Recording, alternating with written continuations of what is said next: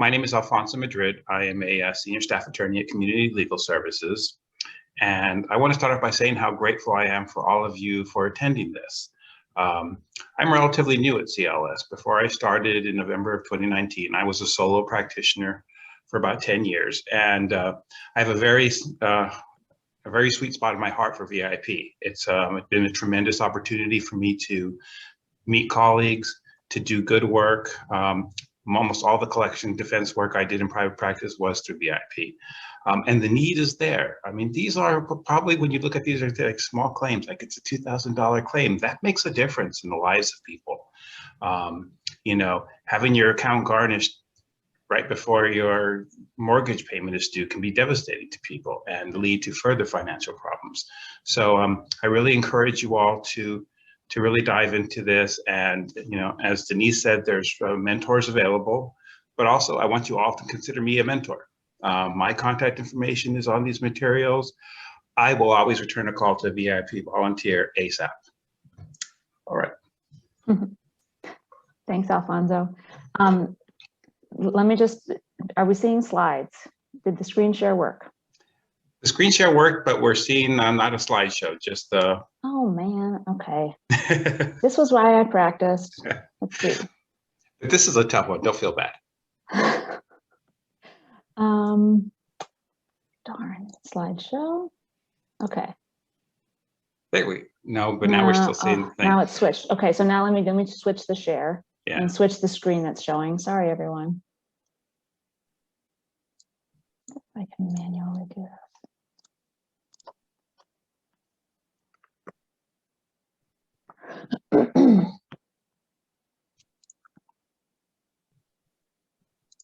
Thank you, Jessica.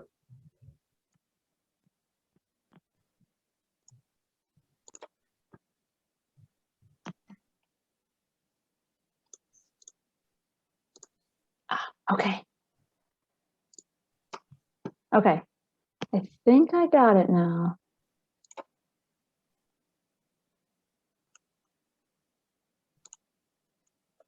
All right. Is that working? Perfect. Okay. So I am Laura Smith. I work with Alfonso at Community Legal Services.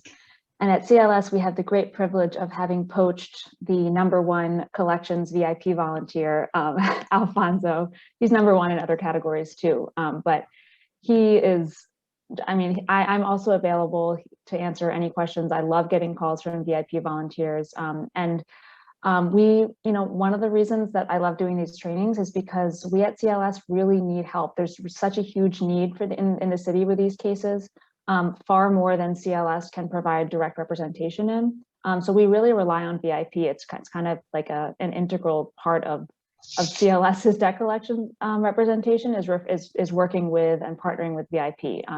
So we really appreciate you being here and have no doubt that these cases, although they are small, have huge impacts on people's lives. The garnishment that Alfonso mentioned is a huge issue. Throughout the pandemic, people have been dealing with garnishments related to these judgments, and they're just devastating. Families all of a sudden go to take out, money to buy groceries, and their bank account's frozen. They discover a lien on their house. There's real and serious consequences that stem from these cases. So without further ado, let me jump in here. Okay, so this is what we're going to cover today. We're going to kind of give you a bird's eye view of a collections case in municipal court and in common pleas court. Most of them, the majority are filed in municipal court, but we're going to try to give you an idea of both because we do refer both cases to VIP. So you might end up with either one if you take one of these cases. we're going to talk through a plaintiff's case, the defendant's case, how to handle appeals if you lose or if you in municipal court or if you win on the other side appeals. And then also post-judgment cases. So these are cases that come to where the defendant comes to us anytime after post-judgment. It could be 2 days after a judgment was entered against them, or it could be 10 years when they first learn about the judgment. Settlement. Denise mentioned that these can be negotiation cases. Most of the time, we hope that they're not. We hope that they're going to be litigation cases, but there are some instances where settlement might be the best for your client because of their goals, and we're going to talk about that. And then just what we hope are some useful tips and rules and strategy in both courts. So we could talk for a long time about why these cases are important, how they can be unfair, and why consumers have strong defenses to them. But instead, I know that BIP recently did a training on debt buyers and the debt buying industry and how that affects the court system. So rather than go through all of that, I just think the big takeaway here is that as a result of the debt buying marketplace, consumers often have complete defenses to collection claims. We'll go into the details of that, but if there's one takeaway from today, I hope it's that you leave knowing that your client could very well have a complete defense to this claim. All right, so this is how a court, so municipal court, I think, is a mystery to a lot of people. Most people don't practice, and it gets a little bit like the Wild West compared to common pleas court. Or as someone I work with recently described it, the upside down. If anyone watches Stranger Things, it's a little bit like the upside down of common pleas. So starting here, the statement of claim is what municipal court calls a complaint. So the statement of claim is filed. It's then, and this is for small claims, so it's then scheduled for a hearing in courtroom 5. Hearing is a little bit of a misnomer because it's not really a hearing with a judge. It's more of an administrative listing. The court just wants the parties to come together, and then the plaintiff's lawyers call defendants one by one into a little side room and try to get them to agree to a payment plan. That's the entire function of room 5. It's more accurately referred to as a shakedown room, to be quite honest. Shakedown, yes. Yeah, there's very little justice to be had in room 5. Absolutely. So here's the possible outcomes of room 5. I put default judgment at the top because that's the most common. 2/3 of cases that are scheduled, that are served result, or where an affidavit of service is docketed, result in a default judgment. So you can see why plaintiffs' lawyers call this room 5 listing the default judgment, the default hearing. That's how they refer to it. So most people, most defendants are not present, and whenever a defendant is not present, the court enters default judgment for the full amount claimed in that case. We're doing a lot of advocacy to try to change that so that there's some review of the claim, but as of now, there's none. So default judgment for the full amount sought will be entered in every case. The second most common outcome is a judgment by agreement, a JBA. That's the result of the shakedown Alfonso mentioned. So a seasoned collection lawyer goes with an unrepresented defendant into this little side room. There's no court staff present. There's not really any information available to the defendant about their rights. And if they agree to a payment plan, that is reduced to a judgment by agreement. It's immediately a judgment entered against the defendant. It's typically for the full amount claimed or very close to it. Usually, I think it's like 98%, something like that. And it's typically in a payment plan. And if the defendant misses a single payment, the plaintiff already has their judgment and they can move forward with execution. The least common outcome is that it will be continued to a trial room, meaning rescheduled to a real courtroom with a real judge for a hearing on the merits on a different date, unfortunately. As of right now, defendants who go to room 5 cannot get a judge to decide their case that day. They're supposed to be able to in certain circumstances, but they don't. So it means at least 2 trips to court for the defendant. And another outcome, which is really concerning, is that sometimes it gets sent back to room 5. So the defendant doesn't want to agree, and because of, for whatever reason, sometimes it's the plaintiff's lawyer, sometimes it's confusion, the case will get rescheduled for in room 5, hoping that they can be broken down and agree to a payment arrangement on the second trip to room 5. That really shouldn't be happening, but it does. So let's talk. So all of the cases that you're going to take, hopefully we'll make it to a trial room, and we're going to talk how to get there quickly and without having to go to room 5. But let's continue along this path here. We get to a trial room. A judge is there. You make your, and I will say that some judges, some judges will suggest yet another conversation between plaintiffs' lawyers and defendants at this point. So there is yet another opportunity for the defendant to end up with a JBA at this point. But assuming they soldier on and say, no, I want a judge to decide my case, this is when they'll finally get a hearing and a judgment on the merits. Only about 2% of all cases end in a judgment on the merits. And the volume is huge. It's about 20,000 cases a year that we're talking. So this is what the municipal court docket looks like. They have an e-filing system. It's much more basic than the common pleas. There's far fewer drop downs. there's also no motions practice in municipal court, so everything is done by petition, and there's pretty limited petition options. But this is what it looks like. And I put the link, there's a hyperlink to the login information, to the login page here. You can log in as a public user, you can log in as counsel. And this is really the entire interface. It's a single screen interface. So you can, I don't know if you can see this, but there's an option to initiate a continuance, to initiate a new case, new petition, there's service packets. So there's really everything that you need is accessible from this homepage. So this is where you would go to. What most of you will really just do is the two things are the private appearance and your continuance. Exactly. Private attorney entry of appearance is right here. And when I was first using this website, I kept saying, how do I upload my entry of appearance? There is none. It's just a checkbox. So you just click on private attorney entry of appearance, and then you just choose your client. You literally check a box and you're done. So at the end, if anyone wants to, if we have time at the end, we can go on here and click around so that people can see what's what. This is just a little bit more background on room 5. We're going to focus on room 5 today because it is where most of the cases, where almost all cases filter through, and where many of them die or end. And there's a lot of problems with room 5. The court acknowledges that now. There's new court leadership that is acknowledging the problems with it. But this is how, in 2016, Human Rights Watch published a national report on debt buying and the debt buyers' use of the court system in the US and how it affects poor Americans. This was how they described, Philadelphia was highlighted as one of the worst examples of debt buyers' use of the courts in the country. And this is how they described room 5. Alleged debtors are summoned to court for the sole purpose of forcing them to participate in unsupervised discussions with debt buyer and other creditor attorneys. In theory, these are resolution conferences that give both parties the opportunity to explore possibilities for compromise. In reality, these proceedings are nothing more than a crudely disguised opportunity for credit attorneys to pressure defendants into giving up their right to a hearing. They conclude, this allows plaintiffs to commandeer the coercive machinery of the courts in service of their own claims and to the detriment of defendants' due process rights and the court's own neutrality and integrity. I can't help but include one more quote from the Human Rights Watch report. They sat in and listened to the conversations happening in the side room. So in case you all don't have a chance to do this, this is what you're saving your client from by representing them. It was possible to listen in on some of these conversations. You have been summoned here because you owe a debt that you failed to repay, one debt buyer attorney sternly admonished an elderly man. You can have a trial if you want one, but believe me, it'll be better for you if you just agree to a payment plan with me right now. The man stammered that he did once have the credit card, but that the amount of the alleged debt struck him as impossibly high.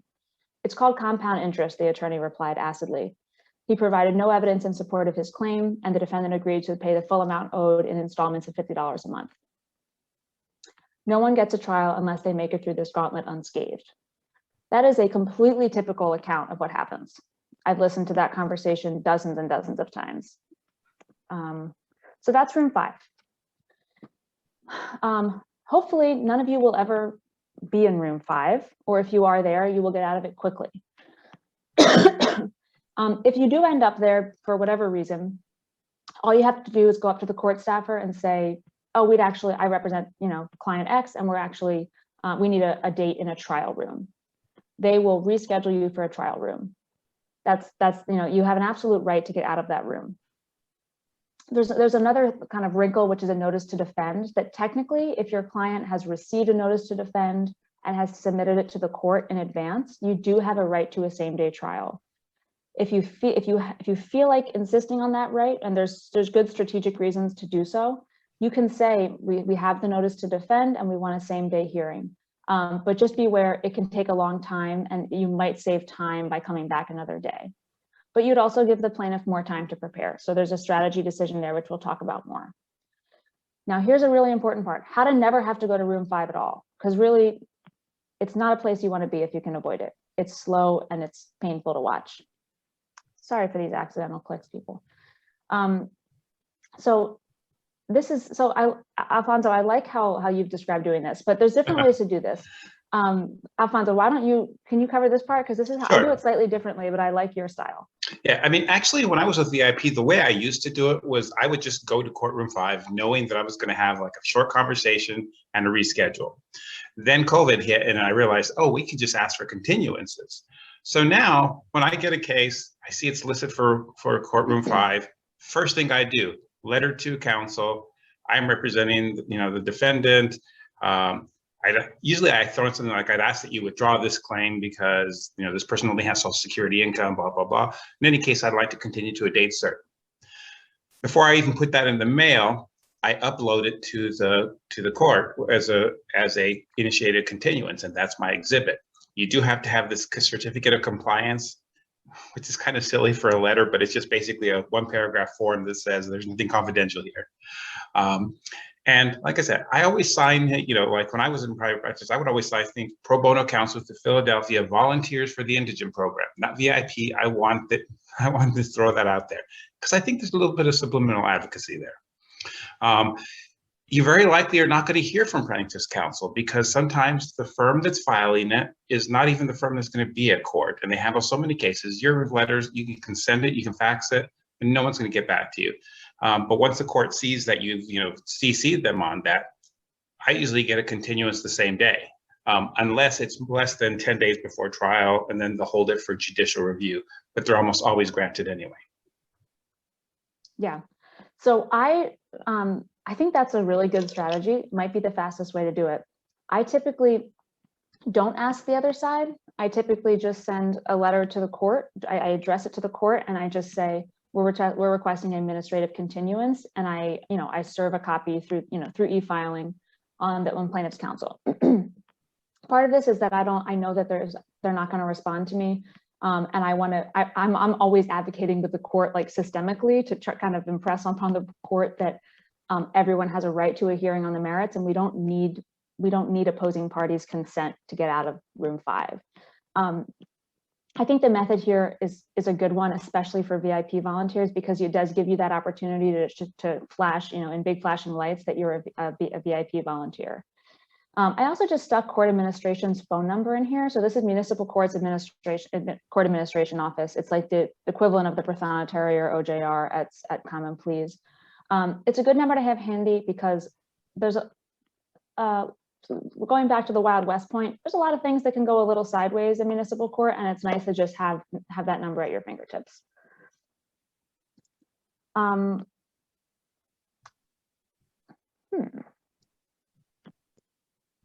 Okay, this is going to be much more familiar to most people because this is just a typical Common Pleas case, a collection case. Very, nothing new here. Complaint filed, and then either a 10-day notice of default judgment, or there's a response, either POs or an answer on new matter. In a lot of these cases, or almost all of them, the complaint really could be stricken on POs. So in a lot of cases, that's a good strategy. Sometimes an amended complaint will be filed, sometimes it won't be. It's kind of up to you whether you want to try to PO something to death, or just answer, include a new matter, and wait till the arbitration. These are almost all arbitration cases.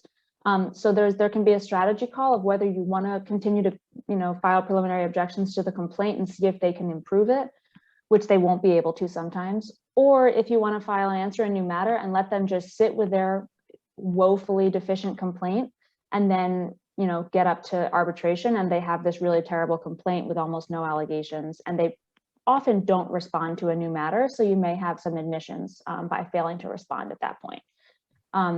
There's an opportunity for discovery. There's rarely any in these cases.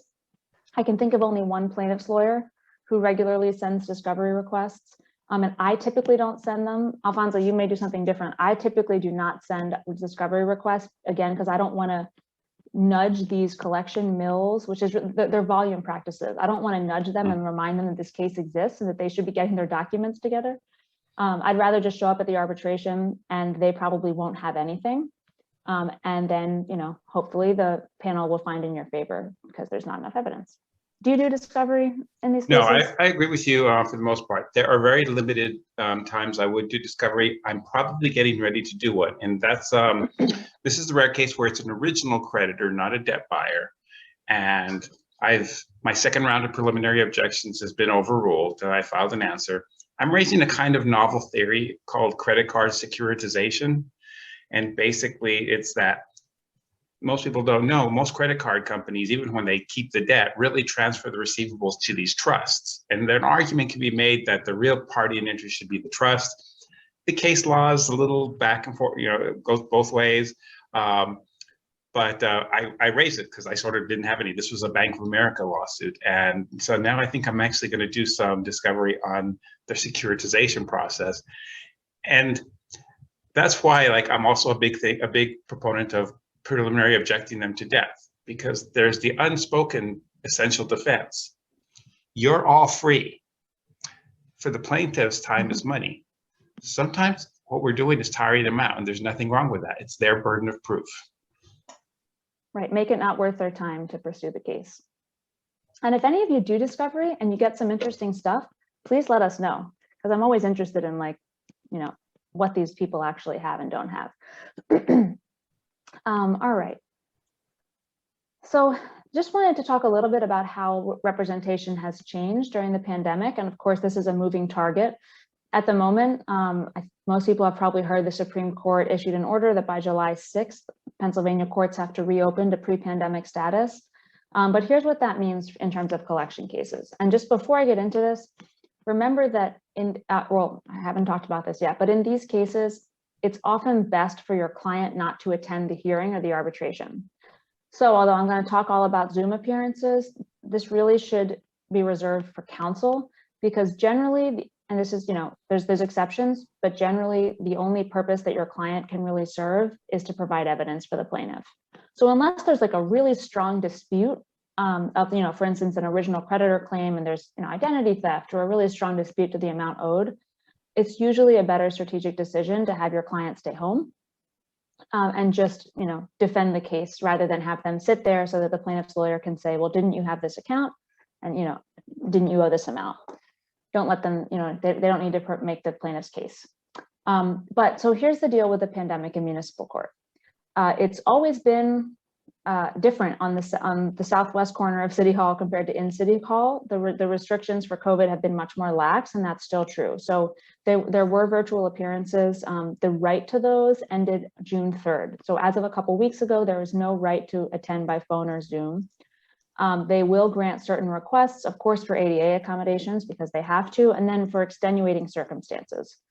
So far, that has been interpreted pretty broadly. Certainly, if your client, you or your client is unvaccinated, or if you have a high-risk family member, and this can absolutely apply to counsel as well, you can make those requests. And so far, we've seen those granted almost without exception. The way you do it is that you email a request, ideally 5 days in advance, but you can do it anytime, to 3 court staffers in court administration. Their emails are there. Copy your opposing counsel and include that certificate of compliance that Alfonso mentioned. I think probably VIP has these available, but if anyone needs a certificate of compliance, feel free to email me and I'll send you one. If you send in your email request without one, you better believe court administration will write right back saying, give us your certificate of compliance. For common pleas, arbitration is 100% virtual, and they have no plans to change that as of now. Even after the July 6th order, they are still planning to stay 100% virtual for the time being. So you'll see an arbitration date on your docket.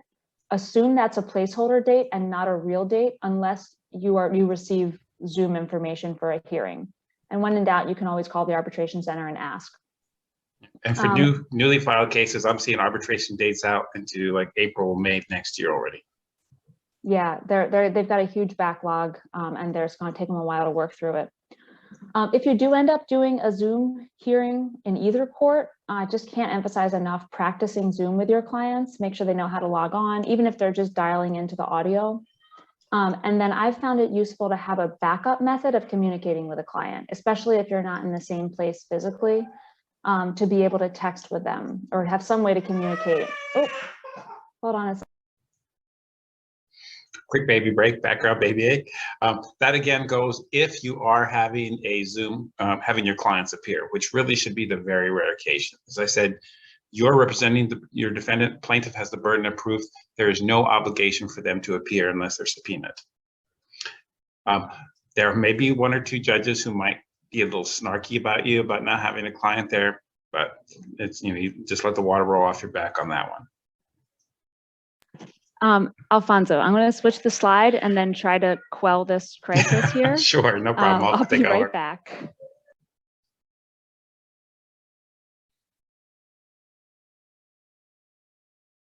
Okay. I should have probably had her to switch over the screen sharing.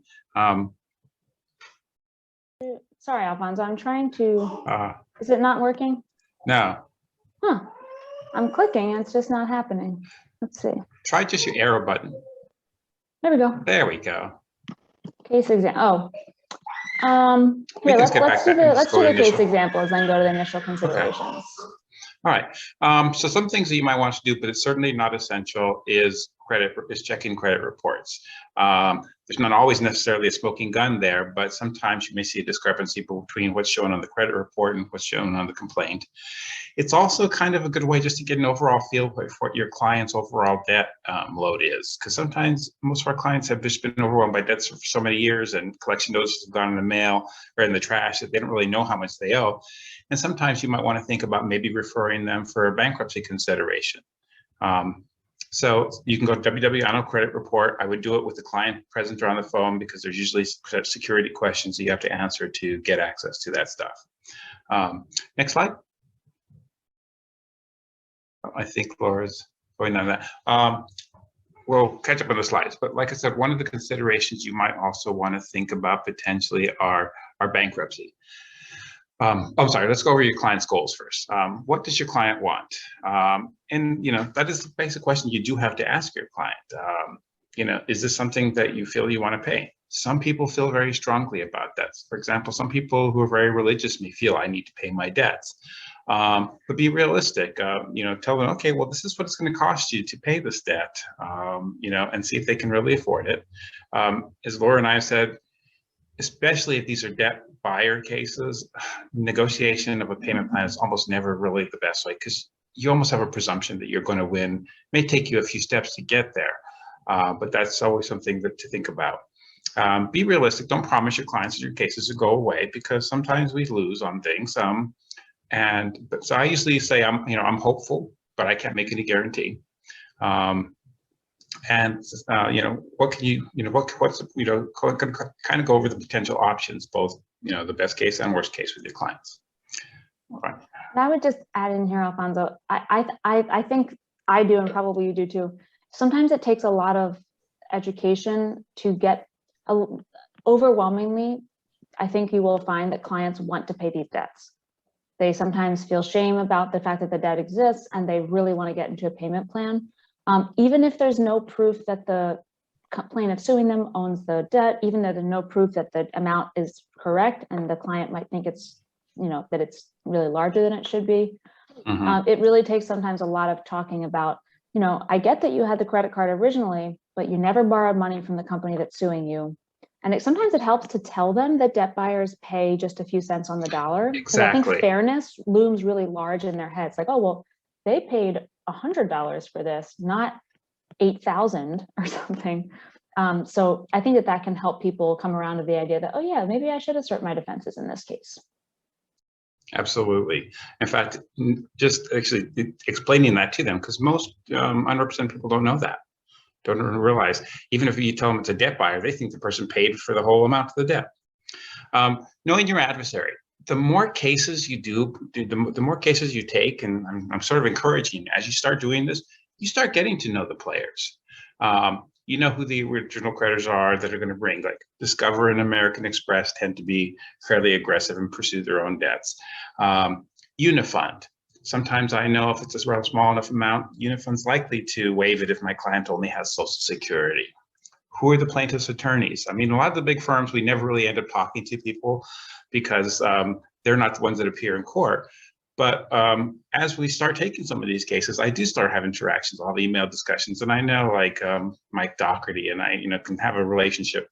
I can have a conversation with him. He's actually pretty tough, but Dimitri, I can never say his last name. Zerouis. Zerouis. I learned from his staff. Is fairly reasonable, and he's actually been pretty reasonable when he showed the clients can't pay anything, but sometimes he goes back and forth. But you sort of get to know. I'm going to send my clients. Yeah. I'm going to send them to you for him. You sort of get a feel for these people, but you have to sort of do this for a while before you start doing that. You start knowing who's going to show up. Like if it's an LVNV case, it's filed by some attorney in North Carolina where LVNV is located, but it's probably George Solomon who's going to show up. George Solomon doesn't ever want to have a trial, so sometimes he's going to be your friend in trying to get his client to drop this. So this is just more of a thing you're going to get as you do more of these cases. Yeah. And sorry, Alfonso, did you mention appearance counsel already? Have you? Yeah, Mr. Solomon, I mentioned it. Yeah, there's usually appearance counsel, and they don't know anything about the case. And they never enter their appearance on the docket, so you'll never know who was actually in court. It'll just say that the person that filed the complaint. So you'll just have to make a note in your file, or you'll never. There's no other record of it. And it's not necessarily going to be the same one each time, right? I mean, you may have. I mean, these firms may use different people to show up. And I think it's kind of a lot of back scratching. That's always been my impression. Maybe they do this as favors to each other as well. If you have a name or a party and you want to ask one of us about it, feel free. Know your forum, municipal court, or common pleas. I mean, I actually like common pleas cases better in some cases because I know I can usually do it on paper. I mean, the lack of motion practice in municipal court is kind of a pain. And don't forget about bankruptcy. And we say always determine whether a client will be better served. Bankruptcy is a very complicated subject. I've been doing it for many years. And there's a lot of intricacies and rules and exceptions to rules. But I want to just kind of give you a quick overall about how bankruptcy works. So for most people who have debt collection cases, a Chapter 7 might be an ideal case. That's what most of you think when you think of bankruptcy. It's just a short bankruptcy that wipes away your personal liability on most debts. Certain debts are not dischargeable that we're not worried about, like student loan debts, child support, alimony, things like that. Credit card debts obviously are dischargeable. It's also, but it is also what we call an asset test, because theoretically assets could be liquidated. So for most of our clients, that's their houses. So bankruptcy may not work if a person owns their house outright, if there's not a mortgage on it or other liens that are eating up a lot of equity. That's something that to think about. So that's really probably something, the one that you all should mostly think about. The other type of bankruptcy for some people is Chapter 13 bankruptcy. And a Chapter 13 bankruptcy is a payment plan bankruptcy. Laura, can you switch to the next? I'm working on it. It's just, it's not obeying me. Yeah, try the arrow button. All the things. No, on your keyboard. Oh, there you go. Okay, the keyboard didn't work, but that did. Oh, weird. So 13 is what we call payment plan bankruptcy. Chapter 13 is generally for people who go that route are people who earn too much for Chapter 7, which is never going to be our clients because Chapter 7 is sort of income contingent.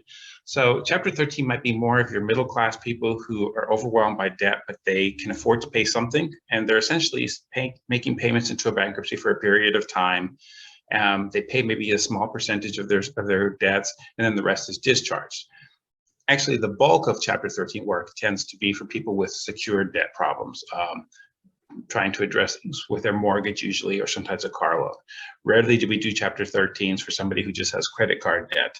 And I say rarely because I actually have one person who had a lot of home equity, and I have her in this Chapter 13 where she's paying like $80 a month for 5 years, which is still less than her overall debt was, but it was necessary because she doesn't have a mortgage on her house.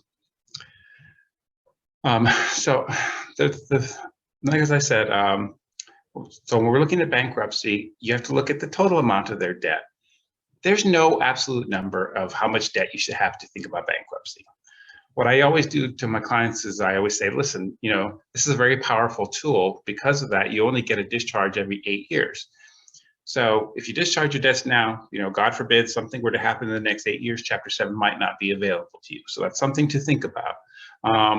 When I was in private practice, kind of a good rule of thumb was for me was I would maybe tell people they might want to think seriously when they're up in the $30,000 range of debt. But for some people, it's an emotional thing. I once did a pro bono case for a client who had one debt, and it was a debt that was fraudulently incurred. But she was so anxious about it just the relief of having this gone, she wanted a Chapter 7 bankruptcy, and we did that. And she felt confident she wasn't going to really have any need for bankruptcy in the future, and that's what we did. So it's a client choice, but it's something to think about. Is your client collection proof? So many clients of our clients are people who have income that is already protected from garnishment, even if they were to get a judgment against them. If your income is Social Security or retirement income in a bank account, creditors aren't able to get to that. If they own their house, a judgment can be a lien on their property, but if they don't, if they're renters, having a judgment against them really may be meaningless. And sometimes people just being told that, is a way to address the problem. Or can your client handle the stress of collection activity? If sometimes when it rains, it pours. I've had clients that I'm doing debt collection or defense for, and then suddenly they get sued 2-3 more times during the time that I'm representing them. Sometimes it seems like it's people who can least afford it who get sued a lot. And sometimes, having to deal, even if they can get an attorney who might handle these other cases, the stress of it might be something that makes them want to think about bankruptcy because it's a clean swipe. I just want to jump in for a quick second. To the matter of collection proof, it is the rare VIP case where the client will be judgment proof. Usually these clients will have something at stake that is the reason why we are helping them out. And while the bankruptcy analysis is absolutely essential, we do try to do that before we place the case to see if we can get the excellent point. The volunteer outside help. We don't usually expect that of our volunteers for these cases. Thank you. So that's why I'm going to kind of quickly gloss over sort of like a sample example of liquidation analysis I might do. Let's say we have a person who owns their house, it's worth $140,000. If a Chapter 7 trustee wanted to sell that to pay off their debts in the bankruptcy, he'd have to factor in the cost of sale and all the liens that are on the property. In a bankruptcy, trustees don't get paid for distributing money to secured creditors. So all these liens have to get paid off before there's a pool of money available for unsecured debts like credit cards. And that's what the trustee is looking at. So when you see it, it's about $32,000 of equity in this example, but a person's allowed to take their exemptions in bankruptcy and protect a certain amount of home equity. Now, the bankruptcy code limits that right now at $25,150, and that amount gets adjusted every few years for inflation. So here you see there's a potential $7,000, and that might be an area where really not necessarily they have to go into bankruptcy because there's a lot of wiggle room in some of these categories, but it might be where you would refer them for a consultation to perhaps a consumer bankruptcy, or even talk to somebody at VIP and have them take a closer look at that. For example, it also changes if you don't own the whole property. If you own it with a spouse, you might be entirely protected from debts anyway, or even if you own it with somebody else, only your percentage of the property comes into a bankruptcy and you may be protected. So if this person owned their property with their sister, we wouldn't have a worry. All right, and Chapter 13 option is, you can always do Chapter 13 even if you had a prior Chapter 7. If you file a Chapter 13 within 2 years, after about 2 years, you can still get a discharge, but you just have to get through the whole Chapter 13 process. It is a way to address unsecured debt if there's a small amount of non-equity in the house, like maybe they would only have to end up paying $3,000 over 5 years or something. That's something many of our clients could afford. But free representation is tough. When we don't expect VIP volunteers to do Chapter 13 cases. And the thing with bankruptcy is it's a payment plan bankruptcy. So you can put your attorney's fees into your bankruptcy, and many attorneys will be willing to do that. So usually there's going to be costs associated with that. Ooh, I should have updated this. The filing fee has gone up just a little bit. It's $313, went up in December. But that's usually about what you're going to see most private practitioners charge for a basic Chapter 13 case. And of course, the legal referral service may have a list of attorneys who might take a little less. Okay, so we're going to go on to plaintiff's burden. So we're going to talk about what the plaintiff has to prove and what they usually can't. There's 4. So let me just pause here for a minute. Today, this training is going to be shorter than trainings that we've done in the past. So I'm only, for instance, here, I'm only going to talk about 2 of the 4 most common claims that you might see in these cases or causes of action. But on VIP's website, under the resources tab, a much longer training from last year is up there with all of the materials. So it includes slides and a video of the training and a pretty in-depth manual that includes case law and sample pleadings. So at various points today, we're going to be kind of skipping over a couple things or doing like a trimmed down version. But if your case touches on any of these issues that we skipped today, you can go back to those materials from last year. And just to let you know, I am probably going to send everyone a copy of all of those materials after the training today, so you have easy access to them. Great, thanks, Denise. So the most common by far is a contract claim. You might see open account or book account. You may see account stated, and then you may see an unjust enrichment thrown in there, although it really shouldn't be. It's not an appropriate cause of action, but some plaintiffs' lawyers throw it in just, as they're listing on these boilerplate complaints. So I'm just going to talk about contract claims and account stated. And another kind of disclaimer is that, especially in municipal court, it's rare to see an actual cause of action alleged.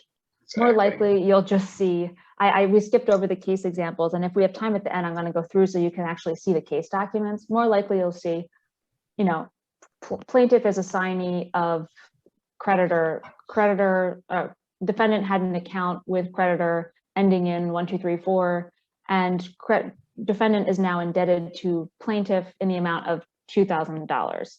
End of story. So really no cause of action alleged. So you're going to have to kind of distill down what they have to prove, but it's a safe assumption. You can assume it's a contract claim unless they say something specific. But it can be good to know these other theories just in case you're at a hearing and the plaintiff's lawyer says, well, we may not have a contract, but it's an account stated. It's good just to have a sense of what they are. So everyone knows what a contract claim is. You have to prove existence of a binding contract and its terms. You have to prove the consumer's default, and you have to prove the collector's damages. Now, in a lot of the in a lot of collection cases, period, because they're brought by debt buyers have an additional element they have to prove, which is that they have standing, that they're the appropriate party to bring the case. Pennsylvania requires that the real party in interest bring the case, and a debt buyer has to provide proof that they are, since they're not party to the original contract, they have to explain why they're there, why they're in court, why they're allowed to sue. Sorry, I should have said, in a closed-end credit transaction, for example, a car loan, though that's what you have to prove. Open-end credit transactions have another wrinkle. At open-end, think of a revolving account like a credit card, which is the bulk of collection cases. The plaintiff also has to show proof of the balance. So the charges and the payments that resulted in the amount due. Since it's, you can't just say this was a $10,000 credit limit card, so you owe us $10,000. Although that's exactly what they say, because usually they have only the last years of the credit cards or debt buyer cases. It's true. And it starts with a balance of $5,000. And how did you get to that $5,000? Right. And the statement of claims rarely itemize anything. They'll just say the form says how much of it is principal, and they just say the whole amount's principal. Of course, we know that that's not true. Credit card, especially if it's been charged off, there's going to be interest and late fees and everything in there, all these contractual fees. So never trust that. In terms of proving contract terms, debt buyers are going to struggle. Most of them cannot prove the terms of the original contract. They may not even be able to go back to the original creditor and get it because the original creditor may not have preserved it. Most often, if you see any contract document, which in a credit card case is typically like the credit card agreement, maybe a credit card application, credit card agreement, and then terms and conditions, those tiny print mail, the documents you get in the mail and throw out without reading for your credit card. Most often, if they include anything, they'll include a sample. It might even say, something about like a template or a sample at the top of it. What they've done is probably gone online. Like the FTC requires all credit card companies to keep their credit card agreements available publicly. Plaintiffs' lawyers go online and download sample agreements and include them in the pleadings as though they're the actual contract. So be on the lookout for those. Those are not even relevant to the case. If the plaintiff's lawyer if the plaintiff can't link the contract to the actual defendant they're suing, they shouldn't be trying to get those documents in. The second piece to the contract is proof of assent, right? Proof that they agreed. So it's not typical, you don't usually see credit card companies signing a contract and credit card holder signing a contract. Most often there's some sort of application, there is a credit card holder agreement, and then assent is typically that the consumer begins using the card, having received those terms and conditions. With that in mind, once a consumer stops using a service, so let's say they stop using a card, credit card companies are continually updating, and I'm using credit card, but there are other kinds of debts that are the subject of these cases. I'm just using it for shorthand. Terms and conditions, especially for credit cards, constantly change, right? You get those in the mail usually, I don't know, every 6 months or something. So once the card holder or your client is no longer using the credit card, making payments, there's no assent to those changing terms. So they shouldn't be entitled to any of the fees after that point. I'll just mention quickly too, implied contracts. Every now and then you'll see an argument about an implied contract in a common pleas complaint or a municipal court complaint. You can infer a contract from the intention of the parties. And the example from this case, the Discover Bank versus Stucco case, is an unsigned credit card agreement, but then use and payments on the credit card that was documented. So that, you can infer an implied contract. Again, it's rare that a plaintiff's lawyer will actually make that argument. If they can't prove the existence of a contract, the case should be thrown out. They may try to use alternate legal theories like the ones that I mentioned, but they sometimes don't do that. The lawyers in these cases are used to getting default judgments and judgments by agreement. They are not used to actually defending or actually proving these cases in court, so they may not be ready, especially appearance counsel.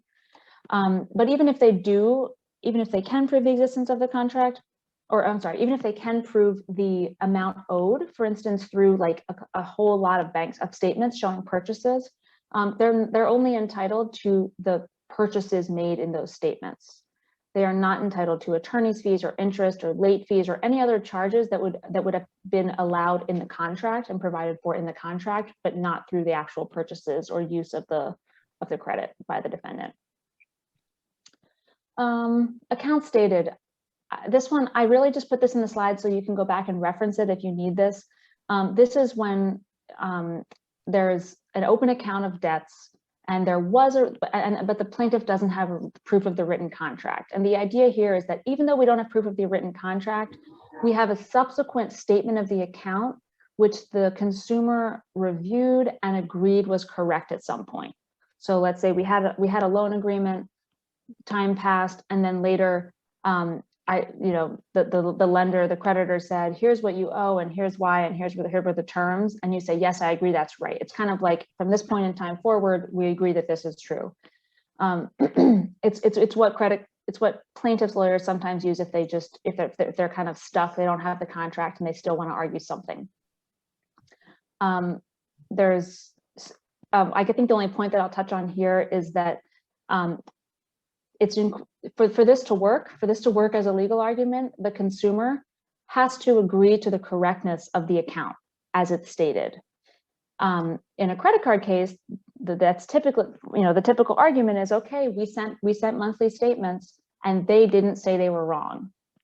There's a split in authority here in the courts, but the majority of courts have held that mere silence, so silence from the consumer or a failure to object and dispute is not enough, right? In real life, people aren't always carefully reviewing their statements and disputing it. So it would have to be something more active, like continuing payment. And I'm just going to kind of leave the account stated there. Okay. So now we can move on to the funner part, the defendant's case. Now, I mean, the defendant's case is primarily going to be that the plaintiff hasn't met their case. I mean, you might actually have a client who says, this is my debt because of identity theft. That's really usually not going to be most of the time. If it was discharged in bankruptcy, well, that's a whole other thing. They got to go back to the bankruptcy attorney and get sanctions on that. If I don't owe this money because you dispute the amount, again, it'll be something where you're probably going to need your client's payments. But most of our clients don't remember, or they just assume, they'll say, yeah, I remember I had that card. I don't have to pay the money because of incapacity or minority. I mean, I haven't seen one of those myself, but it could have duress. Statute of limitations is a big one, but rarely do I haven't seen any statute of limitations in the last few years. Usually I see bringing suit right before this. But I don't owe money to the company that sued me. that's the bulk of our cases here. I mean, these are debt buyers who don't have a way to verify the debts, may not be able to prove their assignment, and certainly don't have all the contract documents that they need. So the real party interest, and sometimes there's two or three levels. Citibank sold it to this person who then sold it to this person who now sold it to Midland Funding. So there'll be three layers of that. And it's part of standard. If you look at these, usually what they're going to give you is they're going to just give you something that's a bill of sale. It's this one paragraph thing that says Citibank sold, acknowledges that it has sold certain accounts to this party, subject to and expressly invoking a separate agreement, subject to master purchase agreement entered on such and such. That agreement is never provided. And I have always raised that argument that that's an essential contract that has to be part of their case. So I think that the no standing is always going to be one of our strongest ones for these debt buyer cases. And there's real consequences, because obviously, from your client, you say, my client, this person's saying they have this debt. Well, what happens next year when some other company says they own this debt? So potentially, the defendant could be subject to multiple liability. Statute of limitations. Now, in Pennsylvania, contract, most credit cards, like I said, are contract actions, have to be commenced within 4 years. Theoretically, another law might apply. The credit card agreement might have a debt purchasers.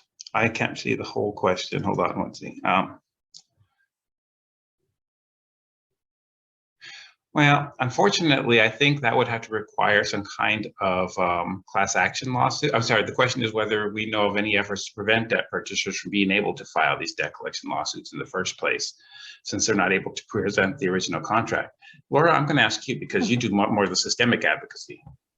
Yeah, and I'm sorry, in my total Zoom failing status right now, I can't see the chat bar. So sorry if I'm missing chats.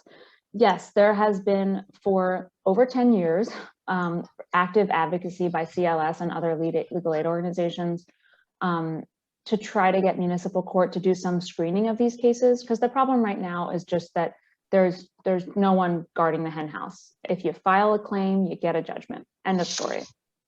And so there's nothing to deter debt buyers from filing these deficient complaints. There, in October of last year, Judge Wolf took over as supervising judge of municipal court. So he's in charge of the civil side, including small claims. And he seems to be taking this issue really seriously. He acknowledges that there's problems, and he is actively working. He's actively working with a national group and some local advocates to try to make things better, to put some sort of review on these cases so that judgments are not entered against defendants when there is a deficient claim. So far, no progress, but we're hopeful. And it's, he hasn't been in charge long, and it was during a pandemic. So yes, people are working on it, but as of now, it's still pretty grim. Thank you both. I think it's a good time to step in to let you both know that we're technically at time. However, if anyone is willing to stay on, time flies. It does, and this is great material. If anyone is willing to stay over, I am happy to stick around until 2 o'clock so we can answer questions and that they can get through as much of this presentation as they can. Thank you. Yes. So we'll keep talking until membership drops down to nobody. And we won't be offended. We can't even see if you're leaving the room because we've got the PowerPoint up. So it's also worth noting that I think, and we've just been discussing this, Laura and I and other colleagues, that maybe this trickle-down effect is coming across on the judges. The judges that were appearing before municipal court now are listening to our arguments, where before, I mean, I used to take these when I was a VIP volunteer, just assuming I'm going to lose at municipal court, and I would get it on the appeal. But most of there seems to be a shift. And I actually heard a story from a VIP volunteer last week who had a case, and she said that the judge told her something along the lines of, I'm always curious to see what, I let you argue because I was curious to see what you were going to raise, but I was going to dismiss this anyway.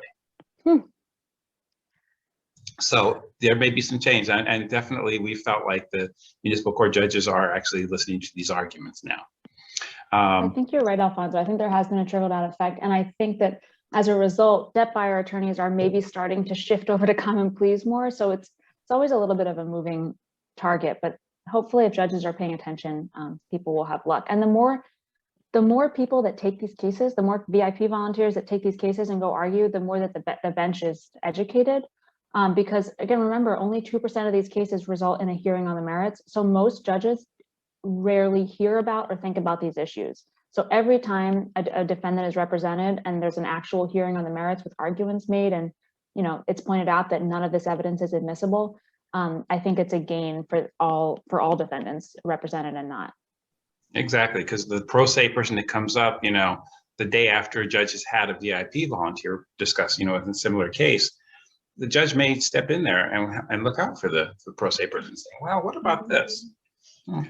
Alfonso, do you think we should skip ahead to evidence? Yeah, I think let's go ahead, because statute of limitations is so rare for us to see anymore in court. Let me just, here we go. Okay, so we'll do the business record and evidence. Okay, so typically when I get to municipal court, here's what's going to happen.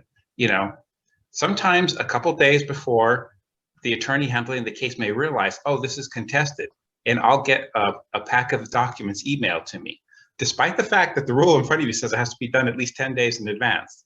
Quite often it's not, and I've raised that and won on that basis.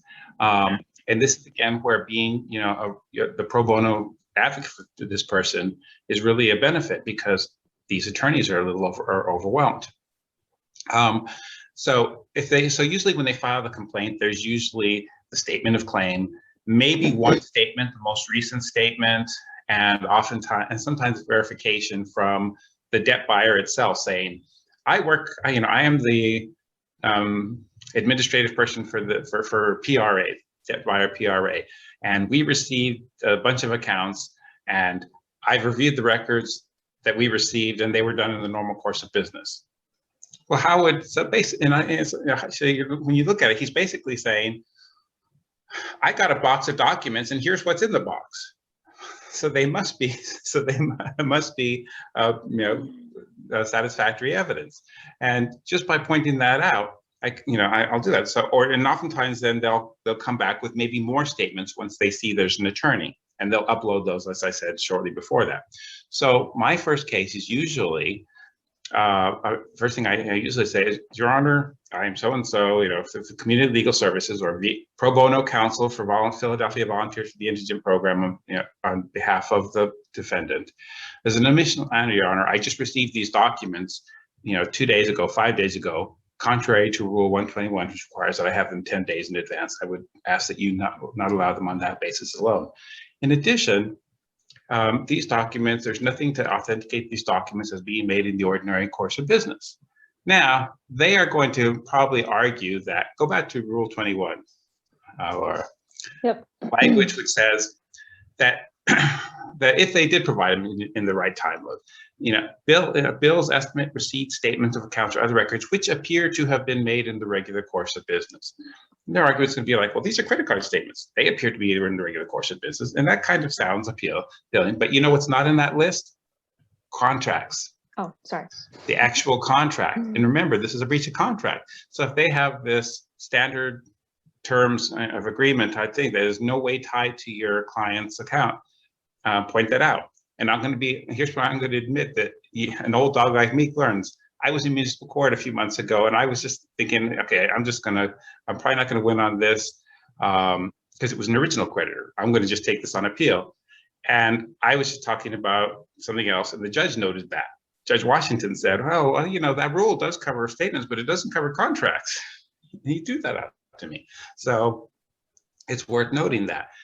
The other thing I also raise is if it's a debt buyer case particularly, they are referencing other agreements. Their own bill of sale references a master purchase agreement. This has been transferred 3 times. There has to be 3, because if you're saying I'm selling an account subject to the terms and condition of a master purchase agreement, well, how do we know what the terms are? Maybe the term limits what they can collect. And they never have that stuff.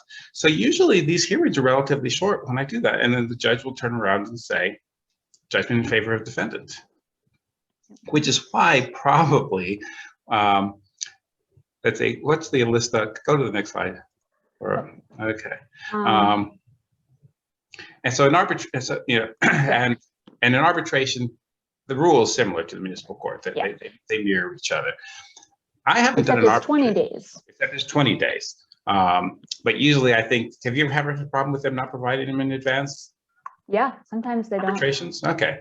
Yeah, but unfortunately, there's a part of the arbitration rule, which in some ways the arbitration rule is better because it makes more clear that you can still make a business records objection. But in other ways, it says that the arbitration panel can choose to kind of waive the 20-day rule if they don't think it's unfair. Yeah, that's if you get to an arbitration. Once you're in common pleas, there's a host of pleadings that are available before you get to arbitration. I mean, I've been doing debt cases in common pleas, for over 10 years.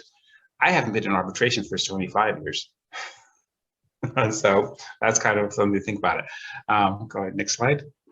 I'm just wondering if we should take a pause here and see, for everyone that can stay on the call for a few minutes, should we keep going through and see what else we can cover? Or do you want to stop and actually look at what a case looks like and just look at a typical case?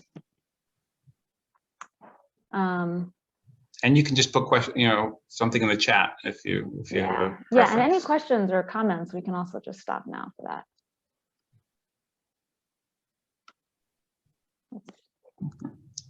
All right. Easiest way might be to use your reactions in Zoom. So a thumbs up if you want them to keep going, or let's see what else. Clapping if you want them to do a case. Okay. Whichever one. We got one request in the chat for a typical case. I think that probably would be helpful. And a couple of clap signs. All right. Okay, I'm going to stop and restart share. Hold on a minute.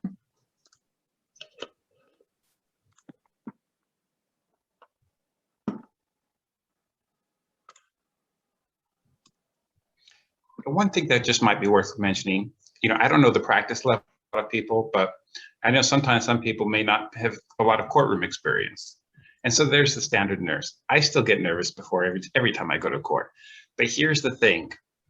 Do you understand what happens if you screw up the case in municipal court? Nothing, because you can get a do-over. I mean, this is the perfect practice forum because you know what? If I lose, guess what? I can appeal. It doesn't matter. It's not like you have to, like you're appealing and they're looking down at the record. It's a do-over. And that's something that you should always keep in mind. And same thing about being worried about appearing foolish before a judge. I am 52 years old. I have been laughed at. I have been yelled at by judges, and look at me, I'm still alive. We all are not going to come off as polished as we always want to, but zealous advocacy always carries through. So, don't worry so much about appearances. And arbitration is a do-over too, if you need it to be. Exactly. So really, you're at municipal court, then you have a do-over to arbitration, then you have a do-over. So it's good practice. Although from arbitration appeal, do you have to pay any? Does that fee get waived? Can our clients waive? If you're IFP, yeah. IFP, okay. Yeah, 100%. Can people see the municipal court docket here? Yes. Okay. So let me get this out of the way. All right. So here we are at home. This is not a CLS client. I didn't redact anything. I went on to a random day and time for, I think it was today or yesterday, for a hearing, and picked a random Midland case for John Hines III. So I'll pull up the docket and hope my internet works. Okay. So here's a Midland docket. Midland is the top filer. They file a quarter of all small claims cases in Philadelphia. Stephanie Hernandez, her name appears on 100% of Midland. Well, that's not true. Maybe 90% of Midland credit management cases. They're one of the only debt buyers that handles a lot. They have in-house counsel. They do farm out a few of them to outside counsel, but she's the counsel of record. And I've only seen her in court once, and it was a Zoom hearing. So typically they have appearance counsel. So here's the statement of claim. And this is going to be how the statement of claim looks in almost every Midland case.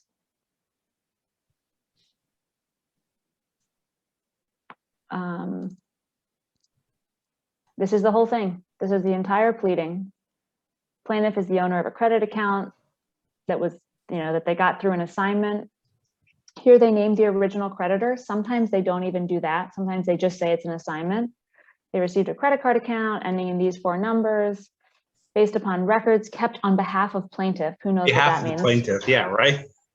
It's like records that we may or may not have ever seen. The last payment posted to the account on November 8th, 2018. Some don't even have that date, but at least that's helpful. Then it says it shows the balance. Now take a look down here. So here's the room 5 listing. Down here, you'll see the court form requires them to break out interest and attorney's fees and other fees. They almost never do. It's just all listed as principal, which of course it's not. And that's it. That's the whole statement of claim. So the only document that's filed with it, let's see what they have. Something that we didn't mention is that state and local rules require that any lawsuit based on any written agreement, including a contract, that the contract has to be attached, and any other documents on which the claim is based has to be attached to the complaint. So this is the only thing attached. It's a verification, quote unquote, signed by a legal specialist for Midland Credit Management. So like flashing red lights can't possibly be a business record. It's prepared in, it's for litigation. And all they say is, I have access to pertinent account records. And here she says, I have access and have reviewed electronic records pertaining to the account. So really all this is saying is, in the statement of claim, we said this person owes us money. Here we are in another piece of paper saying this person owes us money. They include the date of last payment, and they include the assignment, the chain of assignment. So sometimes there'll be 3 or 4 or 5 numbers down here showing the original creditor and intervening debt buyers. So it might, 3 or 4 other names could appear there. And that's it. Go ahead, Do Alfonso. they have the bill of sale on the docket at all? Here they don't, but I have Okay. another case. So I have 2 dockets queued up. This is a typical Midland case with no documents. And now I'll pull up a typical case with some documents. So that's the whole thing. That's the whole Midland case in almost every case. Now let me pull up a slightly beefier docket with a little bit more to work with. This is again just a random person, not a CLS client.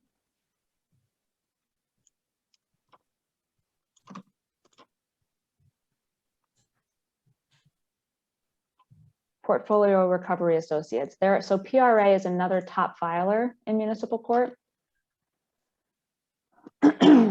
And this lawyer again. Good old Carrie.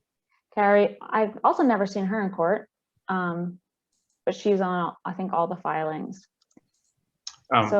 Question from Stephen. What do you have to allege to get IFP status? That is a good, go ahead, Alfonso. You don't, you click the button. For municipal court, there's no fees you're not filing anything. Right. But in common pleas, when you enter your, when you're filing your first pleading, and it says, is this the first pleading? You click yes, and it says, and it lists the filing fee, or are you going in form of pauperis? By clicking on that, you're generating a form, which is basically a form that says, I represent this client pro bono, and I believe that they cannot pay the fee. And that's how you're doing that. It's very easy in common pleas. So that's one nice thing about that. And in municipal court, if you're filing a petition to open a default judgment, for example, I just use the same thing I would file in common pleas. If alternatively, you can, they'll do like an auto-generated fill in the blank PDF form on municipal court. If you want to do it that way, you can. I tend to just upload a Word document and skip the form. So here's the portfolio recovery docket. And you can see here, statement of claim, almost identical, just a sentence saying that we're an assignee of Sam's Club, of Synchrony Bank. So their exhibits, they're labeled as one redacted and one not redacted. I've looked at them, they're identical, and neither one is really redacted. And of course, neither one is locked. So I'm not sure what the point of that was. Yeah, that sometimes you'll see that they're locked because they're supposedly confidential documents, but they're not all, it's not consistent. I guess it's really how the plaintiffs, how they upload them. Yeah, and the plaintiffs are usually way over inclusive in what they lock, which is a real public access issue. Mm-hmm. So here's a verification that is not signed by anyone. That's a good one. They forgot to put a stamp on this one, but you'll see it's a Midland style verification. 0 evidentiary value. And if we scroll down,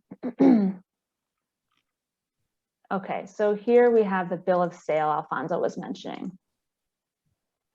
This is saying on this date, we bought a whole bunch of accounts through a forward flow accounts purchase agreement, which is not included, missing. And the list of accounts that we bought is set forth in the notification files, which we also don't have. And then there's an electronic signature with an illegible date from Lynn Fisher signing on behalf of 3 different entities. And we have no idea how she's related to those entities. So that's really typical, a 1-page bill of sale.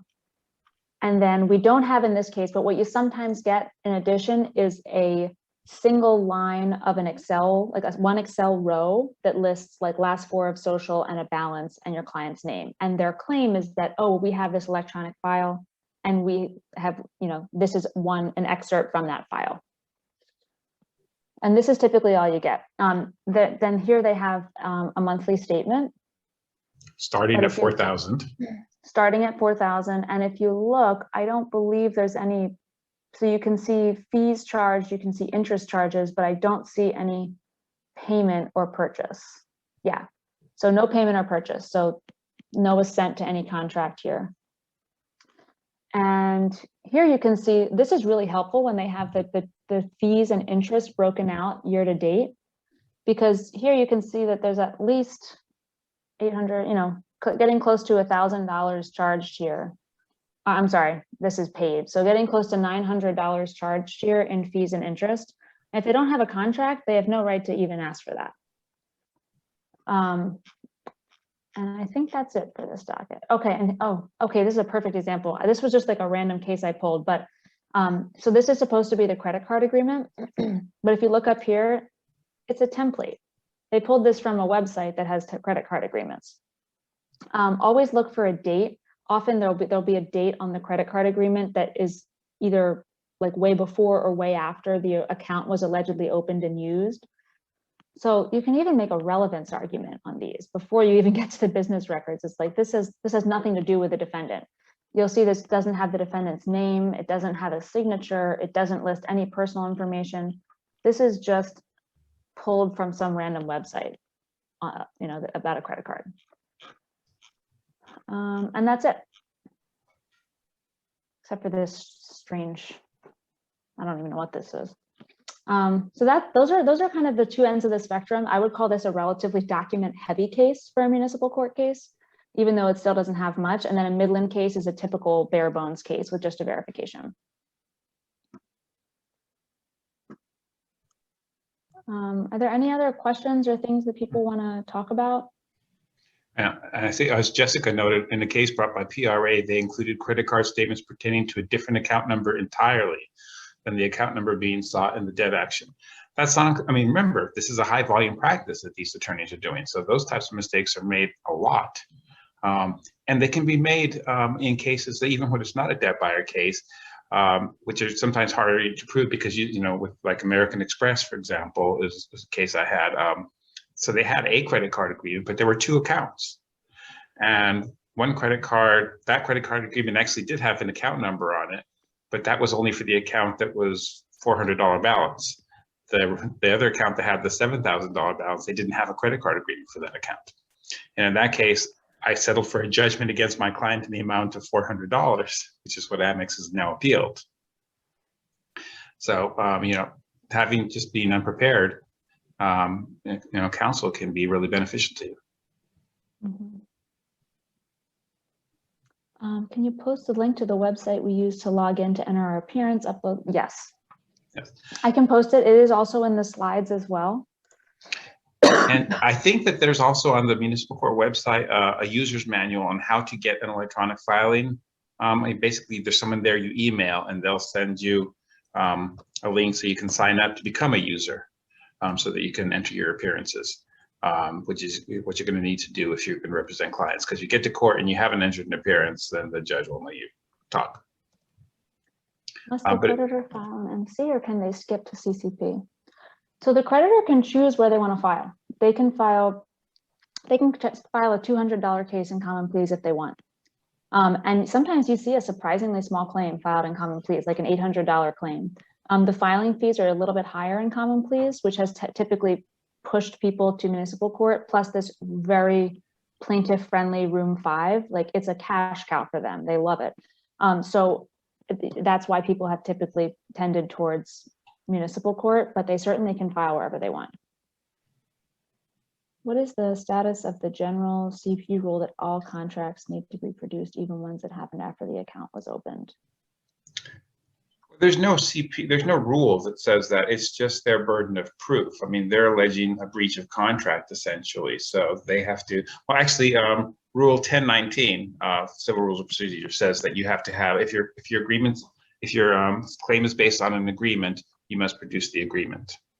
That's not a CP rule. What I meant to say was that generally the CP courts have enforced the case law that all subsequent contracts must be proven in a debt buyer case. In other words, guy opens an account in 2014 and Discover changes the account like 20 times during the past 7 years or 6 years. And there were cases that said that they have to prove each subsequent change of contract. And that's not been the Superior Court has not ruled on that, to my knowledge. And the debt buying counsel have said, well, that's not the rule in the Superior Court. That's just local, local county law. So that's what I meant by that question. I mean, is there a change now, or is that, we're still going by that, or what? Well, I would certainly make the argument that every one of those contracts has to be produced. I mean, that's how case law gets made. Somebody has to take it up that high. But Right. yeah, I haven't seen a case on that's gone to that particular level. So there's the Juliana case, which in both this slideshow and the more detailed one on the VIP website, there's a few cases cited too, including the Juliana case and 3 Judge Weddick opinions. And those certainly say that proof of the debt buyer's ownership have to be filed. And I think you can piece that together with the 1019 rule that all of the documents on which a claim is based have to be attached. And the fact that it is illegal in Pennsylvania to sell a debt not in writing. So you can't have a verbal agreement to sell a debt. It breaks Pennsylvania law. It actually breaks Pennsylvania criminal law. So I think you can draw a pretty clear line. We know that this debt was assigned from A to B to C. We know those were in writing. That is something that plaintiff has to document since they are trying to sue someone on that contract. So they need to show each step of that. What if it's an original creditor and the original creditor, the debtor gets an account in 2014 and the original creditor, like I have Bank of America right now, where they have changed the contract several times during the past 6 years. I mean, they're just coming in with 1 or 2 contracts and saying this was the contract. I mean, in that case, that doesn't really relate to a debt buyer, but that is an argument that I've been making. And sometimes I've won it, but it's not the law as the Superior Court has decided it. It's not, there are no Superior Court cases on it yet.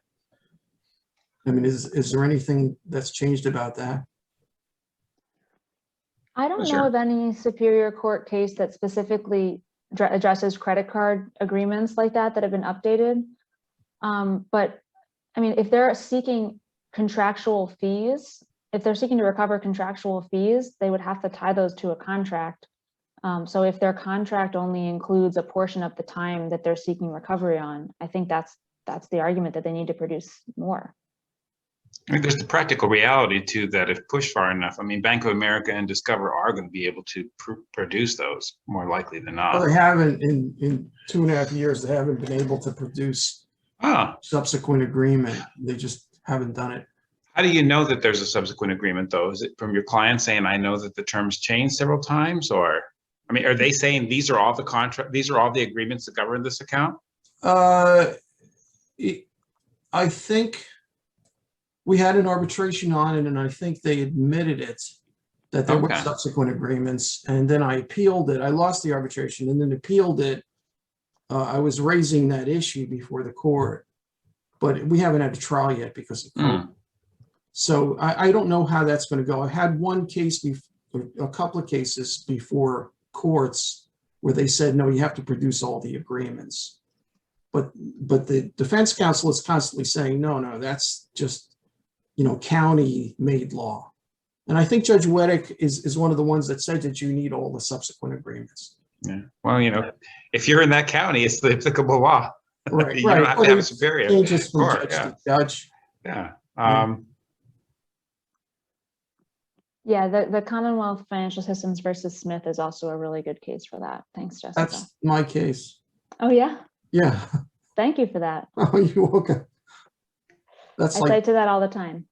oh, I should charge royalties. Well, I think this is a good time as any to wrap things up. Thank you again, Alfonso and Laura, for giving us a great presentation today. As mentioned, I'm going to share all of the materials, including the previous slides with you all, and hope to have the recording up on VIP's website within the week. If you have any questions, please feel free to reach out to me, and I'm sure Laura and Alfonso don't mind if I share their information as well. With Yes, that, thank that's you, the last slide that we abandoned the slideshow, but feel free to contact us anytime. Thank you all for attending. Take care, everybody. Bye-bye. Thanks, everyone. Bye.